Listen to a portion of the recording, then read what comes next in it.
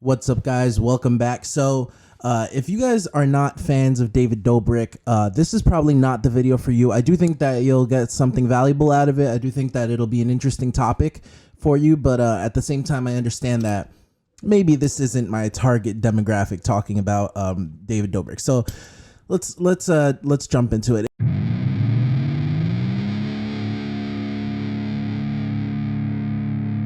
If you guys don't know who David Dobrik is, he is one of the biggest YouTubers pretty much on the planet. He's got like 18, 19 million people who follow him. What he does is he does little vlogs, which are essentially leftovers from the Vine era, which are little 5-second increment little jokes that are all spliced together to create kind of a haphazard, chaotic video of just highlights of his life, right? And he's been involved with, celebrities. He's had Jaden Smith on his vlog. He's had Will Smith. He's had all of these incredible people, all of these big celebrities on his vlog. What's happening to him now is the left is canceling him. People are canceling him. And I don't say that lightly because there are very legitimate reasons to cancel him. He's accused of sexual misconduct. Essentially what he's done with his vlogs, and the reason that they've become so problematic is almost the reason that people like them. They were almost these manipulated situations that David would put people in and have his friends kind of engage in that atmosphere. And people started really talking about kind of this cultish atmosphere that he creates and how he manipulates people to do what he wants so that they will be in his vlog and they'll get that exposure. And it's all kind of come to a head with what happened in a specific video where he had girls who were under 21 drinking in his apartment, and they were, he was trying to coerce them into doing sexual actions. In particular with one of his Vlog Squad members. Vlog Squad is the name of the group. He's trying to coerce them into having a threesome. Now, you might say, well, how is this not picked up on? Mind you, this video is from maybe a year ago. You might be asking yourself, how was this not picked up on instantly, right? Because that's my main go-to. It's like, I saw the video, I thought it was ridiculous because I was a fan of his work, because he does do a lot of stuff where he gives stuff away and he's really creative with the way he shoots and stuff like that. So I enjoyed his content. But when I saw that, I was like, I wonder how long it's going to take for people to realize that that's absurd. That's an insane thing to put on a video, and nobody should be allowed to do that. So now the girls who are the victims, I'm not going to say their names here, are speaking out, and they gave it a whole expose. I'll link to it in the description below. And essentially what's happening is everything is coming back to bite him. Not only that, but all of the other little things that happen in his videos. He has a friend who's a little person, and he would be in his videos often. He would make fun of his height and stuff like that. And I think for a while people let it go because the guy was so likable. The guy was so cool with everybody. Advertisers loved him. YouTube loved him because he brought them so much traffic, and he's, one of the biggest names on the platform. But for some reason, there seems to be now this call to cancel him after all of this, after people have seen this happening for years, for maybe 3 years now.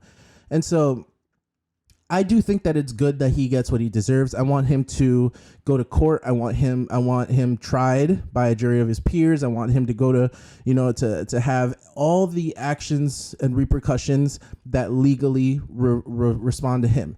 Now, why is it only happening now? And that's what I want to talk about, honestly. It's happening now, in my opinion, because the novelty has gone away of him being this creative creator that's pushed the envelope. And this all connects. I think it connects. It's almost a parallel. I won't say it connects with the Cardi B situation with Candace Owens, right? Or even remove Candace Owens from the equation. Just Cardi B doing what she did in the Grammys. We are so used to seeing shocking things now in this culture that when we see them, first of all, we're not shocked. Second of all, it takes us a long time to realize how insanely deranged it is. It's now looking back at the old Super Bowl with Janet Jackson and Justin Timberlake that we're like, oh yeah, that was kind of crazy, huh? It's almost like hindsight is 2020. And I think that's what's damaging our culture. It's this concept that like pushing the envelope is okay no matter what. I was on a Clubhouse with some people talking about conservative creators and why art has become intrinsically left leaning, and we were talking about it, saying like, there is no boundaries with art nowadays. There's this postmodern thought that up is down, down is up. It's whatever you want it to be. And when you create in an infrastructure in a culture like that, it becomes easy to push the boundaries and not even know or have any idea that you're pushing the boundaries. I don't think that this kid David is a mean-spirited individual or that he's an evil person, because we're all flawed. And as a Christian, that's what I believe. We're all flawed. We all have things that we need to work on. And we all have a dark side to ourselves. We're all sinners, you know, and it's only through Jesus that we're redeemed by that. But the fact that our culture doesn't understand that and doesn't live by that, they don't function by that reality.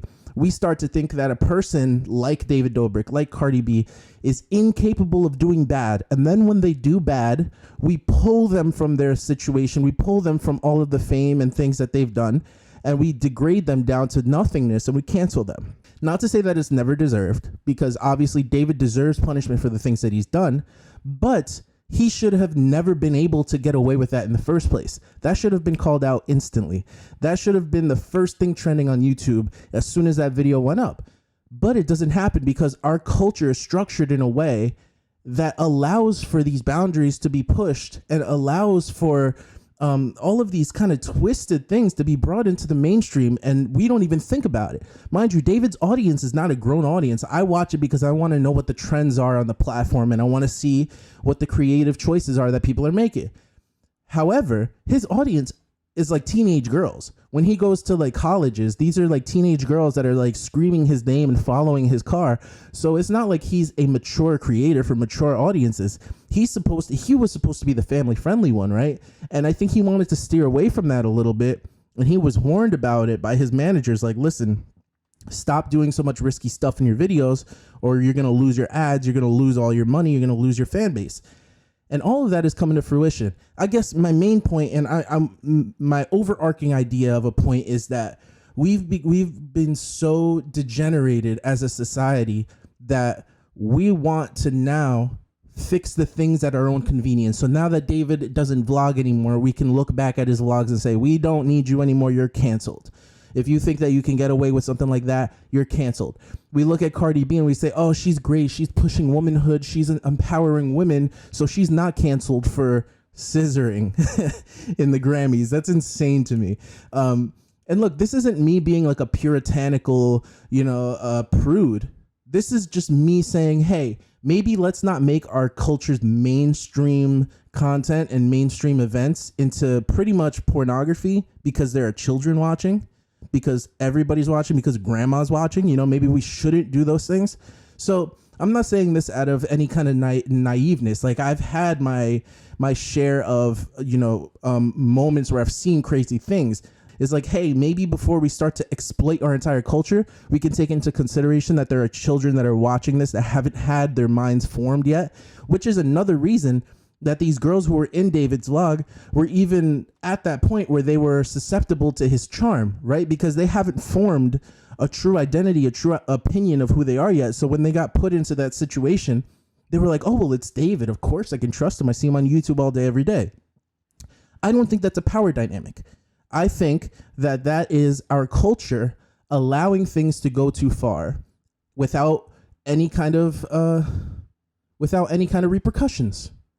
So now we're at a place where we're saying, "Oh crap, we didn't take it out on this guy the right way, or we didn't hold this guy accountable right away. Now he's getting away with all sorts of things, and now that people are speaking out, we have to crack down on him. We have to virtue signal and say David is bad, because all of a sudden everybody knows he's bad." It's like, I could have told you that like after a week of watching his stuff, after 3 videos of him, I could have told you, hey, this is not G-rated content. This is mature content. But people don't see it that way because we don't have boundaries in our mainstream culture anymore. How does that get political now? Well, I think it gets political because we've decided that everything is political. The left has decided that womanhood is political, that sexuality is political, that if you are opposed to, let's say, the slut walk, or if you're opposed to Cardi B and WAP, then somehow you're a bigot, somehow you're a religious zealot, somehow you're all of these crazy things. You're far right if you're not for women's freedom and their right to traffic their own bodies and all of these crazy things that are happening. And so obviously somebody like David is going to fly under the radar, because while Cardi B is in the Grammys doing what she's doing, David is having little frat parties and videoing them, you know? And so obviously that's going to fly under the radar, because it's nowhere near as crazy as what Cardi did. But for some reason, Cardi's not canceled, but David is, because he's a man. And this is where identity politics comes into play. We have yet to create a standard for ourselves that we hold ourselves to regardless of who. That's my thought on it. It's just a little rant, and I thought that it was important to touch on this because the internet is exploding right now. The YouTube's golden child is being canceled, and people don't know what to think. And that's just my opinion. I think he should definitely be held legally accountable for everything he's done, for the damage he's done to the victims. I'm praying for the victims. I'm praying that they find solace, that they find a peace that surpasses all understanding, that they even find Jesus. You know, I pray that David finds Jesus. I pray all of these people find the truth. And as far as his criminality, I do hope that he's prosecuted to the fullest extent of the law. I think we need to stop with the double standards when it comes to things in public culture and mainstream culture. And we need to just realize, like, we have to have clear lines about what we will allow to be mainstream and what we won't. Or else we're going to have stuff like this happening constantly. Anyway, those are my thoughts on that. Thank you for watching even this long.